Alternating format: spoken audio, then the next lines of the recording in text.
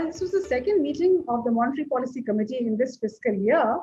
And as expected, the Reserve Bank of India and the MPC lowered the GDP estimate for the year as against 10.5% projected earlier.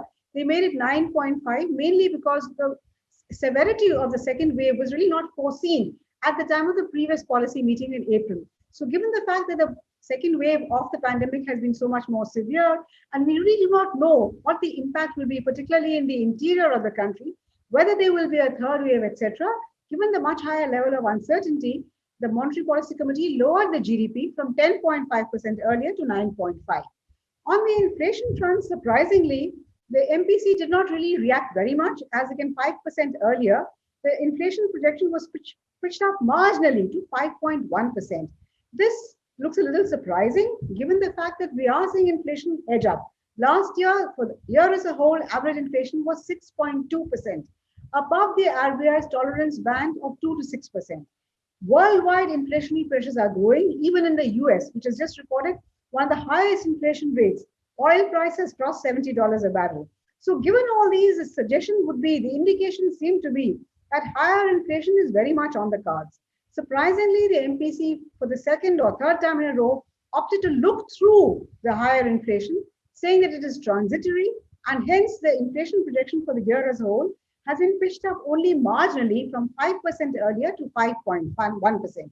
This, to my mind, is a gross underestimation.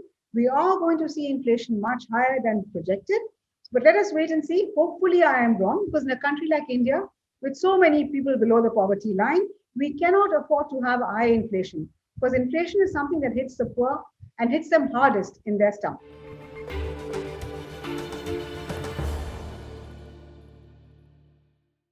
Well, it's been the borrowers for a very long time, because ever since the RBI decided to focus on growth rather than inflation, it has consciously pumped the system with liquidity, and inflation has edged up even as rates have come down. So real interest rates in the country are negative and have been negative for more than a year.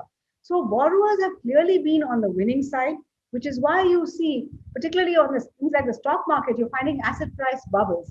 At the same time, ironically, even though the RBI has consciously kept rates low for borrowers, it has not really led to much of a pickup in demand, which is what the RBI really wants to see, simply because so many incomes and jobs have been lost. So people are not going to spend, regardless of how low the interest rate is. When you're worried about your income, if you're worried about your job, you're not going to spend. So borrowers have clearly been on the winning side for a long time.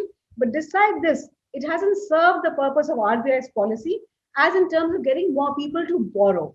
And that really is a tragedy. Because even though you're doing everything bending over backwards to help the borrowers, it is not moving the needle as far as growth, investment, and the economy is concerned.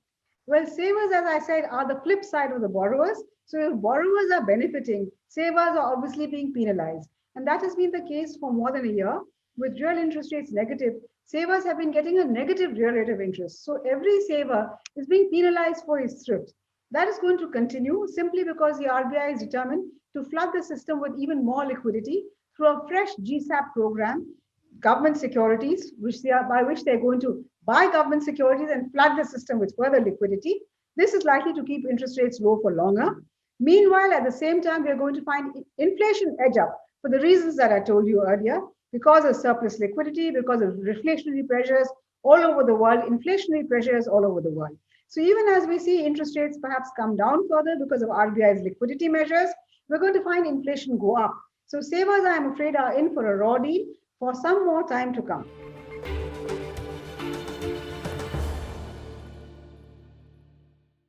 The stock market is going up simply because of the huge amount of liquidity sloshing all over the system, not only in India, but all over the world. In fact, the RBI in its annual report has an interesting box which they say, is the stock market bubble rational? Not realizing there is an oxymoron in that very heading. If you call it a bubble, it cannot possibly be rational. But clearly, RBI itself is puzzled. And the only reason that one can really think of is because of the huge amount of liquidity, the absence of any other profitable investment opportunities, and all this money is flooding into the stock market. Remember also, another reason is that the stock market, we're really talking about listed entities. So listed entities have been doing very well. The large corporate sector has been doing very well, which is why in India, we're talking about a K-shaped recovery.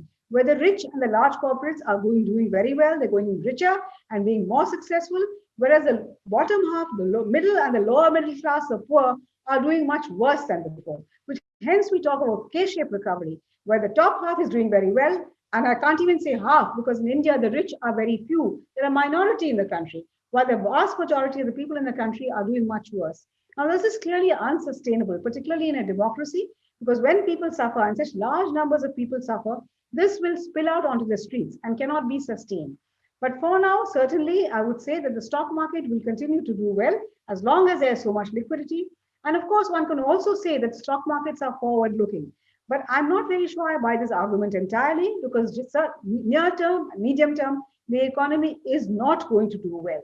So the idea that the stock market is forward looking only for a select part of the economy, select part of corporates. The stock market is really schizophrenic, I would say.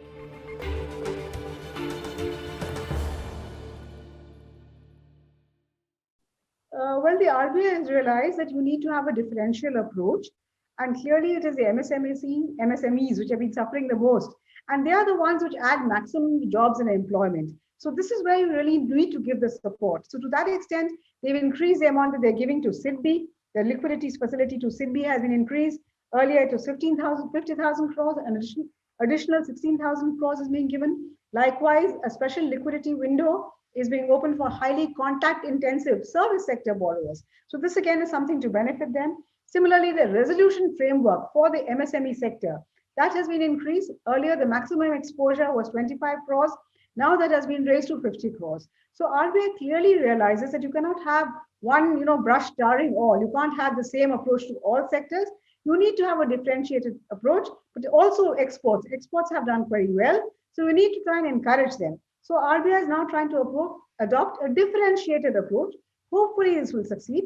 But at a time when people are worried about their lives, I'm not very sure how far this will succeed.